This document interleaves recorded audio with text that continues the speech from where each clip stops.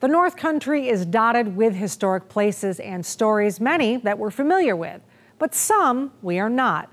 Our next segment is taken directly from our 4-part docu-series called Discovering Jefferson County and shares the history of beautiful Sackets Harbor.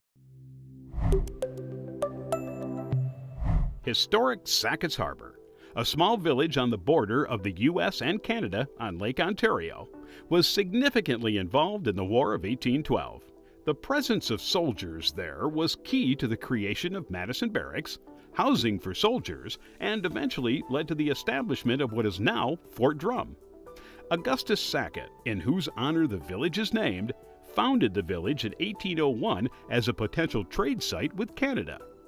But his little village on the harbor soon became the center for military activity during the War of 1812 instead. Sackett was a lawyer and hailed from New York City. He was also an entrepreneur and land developer. Like so many others at the time, Sackett saw the potential of developing land in northern New York. After seeing the area, he and his business partners bought several parcels and began selling them off. Sackett built his house there, which still stands today as the Visitor Center. The founder eventually moved to Pennsylvania, where he purchased and developed even more land. With plenty of timber and a protected harbor on Lake Ontario, Sackets Harbor had long established a strong shipbuilding industry. The attributes that enticed Augustus Sackett and other settlers to the harbor were the very same that brought conflict to its shores, namely the War of 1812. The USS Oneida was here, and the crew and the troops were to manage the embargo, which was here along the border with British-held Canadian side.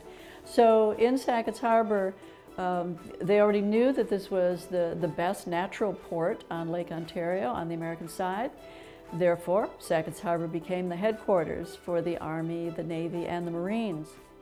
2 battles were fought at Sackets Harbor. The second and more significant battle occurred in 1813. In an attempt to destroy the American shipyard, a British-Canadian force launched an attack on May 29th. At that time, most American forces were across Lake Ontario attacking Fort George. The British saw an opportunity to take control of the harbor and swooped in. The historic battle lasted only 3 hours. At that time, most of the troops were in the Niagara frontier. The British commanders realized and understood that the community of Sackets Harbor was not well defended. They felt this was a good time to come over and capture Sackets Harbor. The remaining Americans drove off the enemy, but their narrow victory was marred by a fire that destroyed their military stores. During the remainder of the war, Sackets Harbor was an active station where naval ships were constructed and supplied. This included an American warship known as the USS Superior. It was nearly finished, save a massive hemp cable that would be crafted into her rigging and anchor ropes. But with the British controlling the waters, there was no way it could be delivered by ship. It would have to be delivered by hand. Made in the shipyards of Boston, the giant cable stretched nearly 600 feet, measured 21 inches around, and weighed almost 5 tons. Unable to reach the harbor by water, the Americans landed their supply in Ellisburg, New York, where they successfully ambushed the British in the pivotal Battle of Big Sandy on May 29th and 30th, 1814. After the battle, it was still too dangerous to return to the lake. The supplies, including the massive hemp rope, would have to be taken the remaining 20 miles by land to Sackets Harbor. Far too large for any wagon, it was decided the only way to get the 5-ton cable to the harbor was to carry it. In a feat true to American spirit, local soldiers, farmers, and merchants banded together to help carry the rope in an event that would later become known as the Great Cable Carry.